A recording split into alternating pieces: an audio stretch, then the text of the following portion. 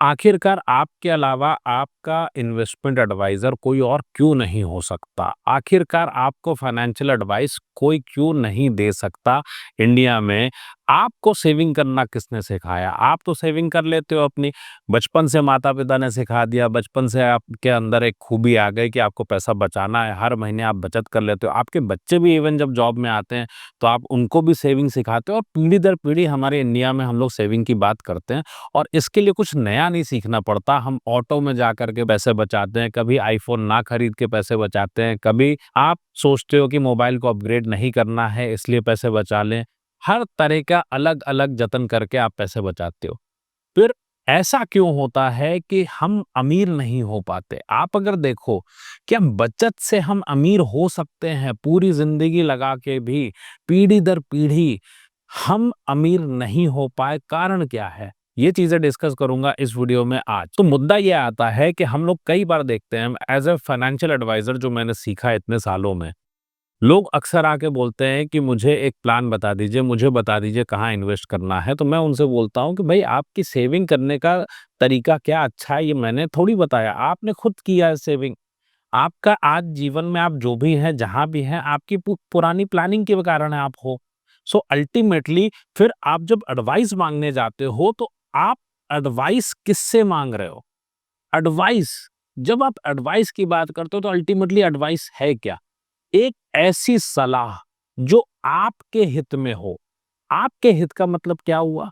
एक एडवाइज़र। अब मान लीजिए एक कोचिंग वाला है, वो किताब की वो दुकान चलाता है। दुकान पे बच्चा गया और पूछ लिया उसने कि मुझे एक अच्छी कोचिंग चाहिए, तो क्या करेगा दुकान वाला? वो बोल देगा कि फला कोचिंग में जाओ क्योंकि उसकी वो कोचिंग है। सो अल्टीमेटली आप कोई दवा लेने गए, आप डॉक्टर के पास में जाते हो और डॉक्टर ने पहले से तय कर रखा है कि इसको यही बेचना है, उसको फला हॉस्पिटल में ही भेजना है। 20% का कमीशन उसका, 40 लाख का बिल बनेगा तो भी 20% उस डॉक्टर का हो गया। सो अल्टीमेटली सलाह कहाँ है? सो मुद्दा ये आता है कि जब आप एडवाइस लेने जाते हो, जब आपको कोई पेंशन प्लान देता है, जब आपको कोई म्यूचुअल फंड देता है, आपका एडवाइज़र कहाँ है? एडवाइज़र का मतलब क्या है? कुछ खूबियाँ तो एडवाइज़र के अंदर होनी चाहिए। उनमें से पहला खूबी है आपका कि वो न्यूट्रल होगा, वो आपकी बेहतरी में इंटरेस्टेड होना चाहिए। पहला पॉइंट आता है कि वो सब्जेक्ट का स्पेशलिस्ट होना चाहिए, जिस सब्जेक्ट की आप सलाह लेने गए हो।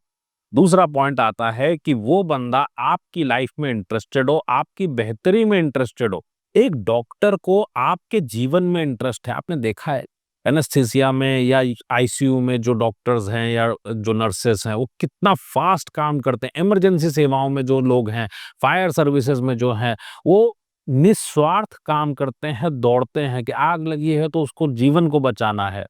जब एक एडवाइज़र की बात करते हैं तो उसका कोई हिडन मोटिव नहीं हो सकता, कोई कॉन्फ्लिक्ट ऑफ इंटरेस्ट नहीं हो सकता।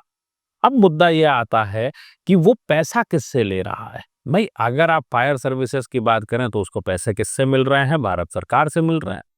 सो वो आपका जीवन बचाने चल देता है। आप जब डॉक्टर की बात कर रहे हैं, आपने फीस दी, तो एक मैं बहुत शुरुआत में एक बात कहता था कि जब मैंने कस्टमर्स लिए 2010 की बात करूँ तो मेरा एक सिंपल सा वर्ड था, I charge you to be loyal to you. Simple सा पॉइंट है। अगर मुझे कोई एक्स कंपनी पैसा देगी तो मैं उसी का एडवाइज़र हूँगा, फिर आपका नहीं हो सकता।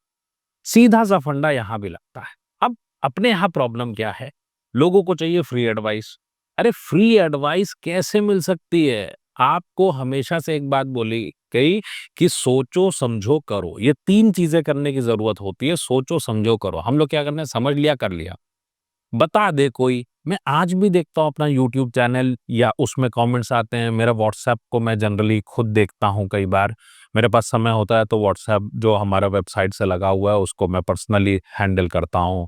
उसमें जो डिफरेंट मैसेजेस आते हैं उसको मुझे अच्छा लगता है। मुझे लगता है मैं लोगों से डायरेक्टली कनेक्टेड हूँ। यूट्यूब पे जो मैसेजेस आते हैं वो तो बहुत ही अतरंगी टाइप मैसेजेस होते हैं, बहुत ही नेसेंट स्टेज के तो वहाँ पे तो थोड़ी दिक्कत होती है बट व्हाट्सएप पे अच्छा फ़िल्टर्ड लोग होते हैं। सो मैं उसमें भी देखता हूँ लोग अपना पोर्टफ़ोलियो भेज देते हैं, क्या मतलब है?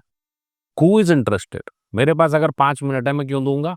भाई एक सिंपल सा पॉइंट है, मेरे जीवन में एक मैं मुहिम चला रहा हूँ कि लोगों को 1 करोड़ लोगों को मुझे फाइनेंशियली लिटरेट बनाना है, फाइनेंशियली एजुकेट करना है। मुझे नहीं पता मेरे जीवन काल में ये काम मैं कर पाऊँगा कि नहीं, लेकिन मैं अपने मरते दम तक मैं यही काम करूँगा कि लोगों को मैं सिखाता रहूँ कि वो अपनी फाइनेंस कैसे मैनेज करें, क्योंकि मैंने बहुत गरीबी देखी है लोगों की। मैंने एक इंसान को देखा, मुझे आज भी अच्छे से याद है कि मेरी शादी का कार्ड देने हम लोग एक रिलेटिव के यहाँ गए, दूर से पता नहीं चलता किसके यहाँ क्या चल रहा है। ताई जी ने, दूर के रिश्तेदार हैं, तो ताई जी ने ₹1 का कॉइन दिया ताऊ जी को दूध खरीदने के लिए कि चाय बननी है। पी सकते हो आप ऐसी चाय? नहीं पी जा सकती। और ये दिखता है कि इस बंदे ने पूरी ज़िंदगी दूसरों की सेवा की, इस बंदे ने पूरी ज़िंदगी पैसा बचाया। गलती कहाँ पे हुई? Fake advisers. गलती वहाँ पे है जब आप एडवाइस लेने जाते हो। क्यों? पैसा आपने बचाया। अब आप सोचो एडवाइज़री इन इंडिया है क्या? इंडिया में एडवाइज़र्स कौन है? हमने कंसीडर कर लिया कि एक इंश्योरेंस का एजेंट जो है वो अपने आप में एडवाइज़र है। कैसे वो संभव है? आप जानते हो इंश्योरेंस की ट्रेनिंग में क्या होता है? थोड़ी बहुत इंश्योरेंस की पढ़ाई होती है, उसके बाद उसको ये पढ़ाया जाता है कि प्लान बेचना कैसे है। अगर ये कोट है तो यही कोट सबको कैसे पहनाना है। सो मुद्दा ये आता है कि आपका एडवाइज़र कहाँ है? एक म्यूचुअल फंड एजेंट बनता है, उसने एमफे का एग्ज़ाम दिया, उसके बाद जाकर के उसने कंपनीज़ में अपना एम्पैनलमेंट कराया, या फिर जो डिस्ट्रीब्यूशन हाउसेज़ हैं उनके अंदर एम्पैनलमेंट कराया और उनको एक लिस्ट मिल जाती है कि तुम्हें ये बेचना है। हर तरफ एक ही बात आती है, इक्विटी अच्छा है, इक्विटी में लगा दो, क्योंकि इक्विटी अच्छा नहीं है। इक्विटी हो सकता है बहुत अच्छा हो, लेकिन इक्विटी में ब्रोकरेज बहुत अच्छी है, ग्रोथ आती है तो ब्रोकरेज लगातार आती है। भई ऐसा थोड़ी संभव है कि 10,000 की कोई आप इन्वेस्टमेंट करें और उसके अंदर लाखों रुपए का कमीशन चला जाए, ये यहीं पे संभव है। अब ये पूरी ज़िंदगी एक बंदे को पता ही नहीं चलता कि उसी के पैसे में से कट रहा है। सो अल्टीमेटली वो आदमी आपको राय क्यों दे रहा है? अगर वो बंदा बहुत काबिल है तो खुद की भी तो चेक 1 करोड़ की लिख सकता है ना, क्यों नहीं लिख पाता? एक बंदा जिसने कोई प्रैक्टिस नहीं करी, जिसने कोई हाउस जॉब नहीं करी, एक डॉक्टर की तरह कोई फेलोशिप नहीं करी, वो बंदा जा करके आपका एडवाइजर बन सकता है। How is it possible? Pension plan बेचने वाले को पेंशन प्लान बताना है।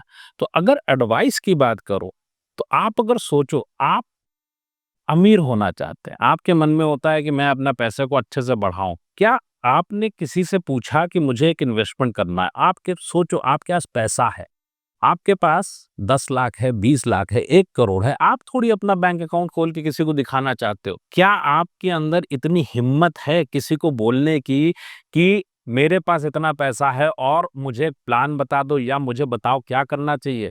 Back of mind everyone knows, आप भी जानते हो कि आप अगर बोलोगे तो सामने वाला कोई ना कोई प्लान में ये पैसा लगवा देगा और फँसा देगा। फिर ऐसा क्यों है इस काम को आउटसोर्स करने की ज़रूरत पड़ती है? क्योंकि आप इसको आउटसोर्स कर ही नहीं सकते। अल्टीमेटली ये आपकी खुद की ज़िम्मेदारी है कि आपका पैसा है, आप ही को मैनेज करना पड़ेगा। कुछ ओपिनियन, हम सब ने फाइनेंस मैनेज करने का एक बेसिक स्किल्स है। मैं इतने साल तक फाइनेंशियल एडवाइज़र के तौर पे, मैनेजमेंट कंसल्टेंट के तौर पे काम किया। पता है सबसे बड़ी चीज़ क्या सीखी? लोगों को अपनी सेविंग ही नहीं पता। और आप हैरान रह जाएँगे, सक्सेसफुल लोगों को छोड़ दीजिए तो मिडिल क्लास में जितने भी लोग हैं, इनको 99% को ये नहीं आता कि सेविंग्स कितनी है पता हो। बजट नहीं बनाया, पता ही नहीं है कि इनकी अल्टीमेटली हर महीने बचत कितनी हो रही है। जो बचत हो रही है पता चला 3 महीने बाद आपने तो बचत जोड़ लिया कि मेरी बचत है एक्स अमाउंट की, पता चला 3 महीने बाद बच्चे की फीस जाती है, उसको काउंट नहीं किया। आप इंश्योरेंस के प्रीमियम देते हो, कार का प्रीमियम देते हो, इन सबको आपने काउंट नहीं किया, वेकेशन को काउंट नहीं किया, तो वो गलत हो गया। सो अल्टीमेटली बचत पता नहीं। और हमारा एक इमोशंस की मैंने एक वीडियो बनाई हुई है, सो आप देखिएगा उसको। इमोशंस के बेस पे कंपनियां फायदा उठाती हैं। कुछ एसआईपी जानी चाहिए, एक इंश्योरेंस होना चाहिए, ले लिया। अरे भाई, मेरा वजन अगर मान लीजिए 80 किलो हो और मैं अपने बच्चे की दवाई खाऊं तो क्या असर करेगा? वेल्थ बनाना है तो रूल्स एकदम डिफरेंट है। अब यहाँ पे भी एक चीज बड़ी इंटरेस्टिंग होती है जो आपसे जरूर बोलूंगा। लोग बोलते हैं कि विप्लव, यूट्यूब पे आप बता दो। अब देखिए, देखने का नजरिया तो सही हो। जब तक हम लोगों ने टेलीफोन देखा, तार वाला टेलीफोन, हम सबको लगता था टेलीफोन ऐसा ही हो सकता है। मोबाइल देखा तो एक नई चीज थी। उसके पहले अगर मान लीजिए टाइम मशीन में कोई पीछे जा करके देखे कि सन 1945 में कि वो बात कर रहा है मोबाइल से, तो चक्कर खा के ही गिर जाएगा। सो मुद्दे की बात ये आती है, जो हमने देखा है, जो हमारा दिमाग जानता है, हम उसी की बात कर पाते हैं। अब अगर आप एडवाइस की बात करें, सो इम्पोर्टेंट फैक्टर क्या है? क्या आपका जो भी इंश्योरेंस वाला, म्यूचुअल फंड वाला, जो भी सीए हैं आपके, इनको जज करने का कोई तरीका होता है हमारे पास? हमें बैंकर ने समझा दिया कि एफडी इज़ सेफ, तो हमने मान लिया। सेफ्टी नाम की तो कोई चीज़ ही नहीं है, 5 लाख रुपए तक की आपकी गारंटी है बस। और उसके बाद लोग कहते हैं मैंने छोटे बैंकों में लगा दिया, वहाँ पे ना 5 लाख की गारंटी है, मैंने 5 लाख लगा दिया। क्या रिकवर करने का सिस्टम देखा है? अगर डूबता है तो उसमें 5 लाख को कैसे विथड्रॉ करेंगे, उसका सिस्टम पता है? इम्पोर्टेंट फैक्टर ये है कि no one is interested in your life. दूसरा, आपके पास कोई पैरामीटर नहीं है उसको जज कर पाने का। आपने जितनी भी चीज़ें सीखी हैं वो सारी की सारी गलत हैं। अगर सही होती तो पिताजी के पूरे जीवन नौकरी करके, मेहनत करके, पूरा जीवन काल हमारी सेवा करके, हमें बड़ा करने के बाद, हमें शायद नौकरी की लाइन में लगने की ज़रूरत नहीं थी। फिर इसका मतलब कुछ तो गड़बड़ है। तो मनी लैंग्वेज खुद समझनी पड़ेगी। और छोटी-छोटी चीज़ें, हर समय एक बात आती है कि लोन लेना खराब है, हर समय बात उठती है कि इंश्योरेंस में पैसा लगा दो सेफ होगा। नहीं, ये भ्रांतियाँ हैं। कुल मिला के एक छोटा-सा पहलू है। जब आप रिटायरमेंट की बात करते हो, किसी को इंटरेस्ट है आपको प्लान बेचने में, किसी का भी इंटरेस्ट इसमें नहीं है कि आपका रिटायरमेंट बहुत अच्छा हो। आपके बच्चे के लिए they can suggest you a plan, but आपके बच्चे का पैसा अच्छा मिले, इसमें किसी का इंटरेस्ट पता ये चलता है। अगर आपने बच्चे के लिए सोचा है, 10 लाख का बजट है, तो पता ये चला 10 साल के बाद आपको 26 लाख रुपए की ज़रूरत है बच्चे के लिए और आप 10 लाख पे चल रहे हो। प्लान बेचने वाला आपको 10 लाख का प्लान बना के दे देगा और हमें ये अंदाज़ा तक नहीं है कि जो सेविंग है, ये बहुमूल्य है। इसी सेविंग से तो अमीर होंगे। सो आप अगर डॉक्टर के यहाँ जाते हो, तो पहले आप प्लानिंग करते हो, पहले आप डायग्नोसिस कराते हो, पहले प्लानिंग होती है, देन इन्वेस्टमेंट होता है। पहले प्लानिंग, देन इन्वेस्टमेंट, यही एक मंत्रा आपको अपनी लाइफ में लेना चाहिए। दूसरा कोई भी चीज़ अगर बोले कि ये इन्वेस्टमेंट प्लान है, कर लीजिए, बिल्कुल नहीं। आपका जीवन है। जो भविष्य है, उस भविष्य में वो काम आएगा पैसा या नहीं, इस बात को दिमाग में रखिएगा। एडवाइज़र आपके जीवन में नहीं है। जब आप एसआईपी की बात करते हो, एसआईपी मैनेज करना है, रूल्स पता होना चाहिए। जब आप बात करते हो टर्म प्लान की, टर्म प्लान क्लेम कैसे लें यही नहीं पता है। ऐसे-ऐसे फैमिलीज़ हैं जहाँ पे 10 साल पुराना इंश्योरेंस और क्लेम रिजेक्ट हो गया। क्यों? बहुत सारे कारण हैं। आपको वो सारी चीज़ें एक बार में समझने की ज़रूरत है। एंड एक बात बिल्कुल क्लियर है that you have to become your advisor, no one else can become your advisor. आपने कभी देखा कि बड़ा बिजनेसमैन आके बोलता हो कि मेरे एडवाइजर के कारण मैंने बिजनेस बहुत बड़ा बनाया? आपने कभी अंबानी जी को या कुमार मंगलम बिरला जी को देखा कि वो आके बोलते हो कि भाई हमने फला एडवाइजर के कारण बहुत बड़ा बिजनेस बनाया? They have their own vision. उनको जज करने की, एक चीजों को हैंडल करने की एक समझ होती है and they keep advisers.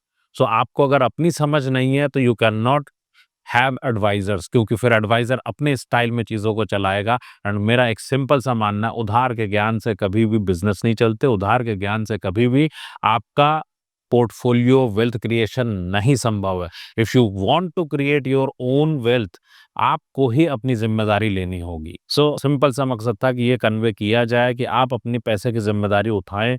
Ultimately पैसा मैच्योर होके आता है, कोई एफडी मैच्योर होती है, कोई इंश्योरेंस मैच्योर होता है, बच्चे के लिए आपको ही करना है, कोई दूसरा नहीं करेगा। पैसा कम हो या ज़्यादा, अपने एडवाइज़र खुद बनो, दूसरा कोई आपके लिए नहीं है इस धरती पे। कमेंट करके मुझे बताइएगा वीडियो कैसी लगी और वीडियो पसंद आई हो। बहुत ज़्यादा लोगों को ये वीडियो पसंद नहीं आएगी, मैं जानता हूँ, लेकिन अगर पसंद आई हो, वीडियो को लाइक कर दीजिएगा, चैनल को सब्सक्राइब कर दीजिएगा। बिना अपने सारे इन्वेस्टमेंट्स को चेक किए आगे इन्वेस्टमेंट मत करो। Just stop and check all the investments that you have.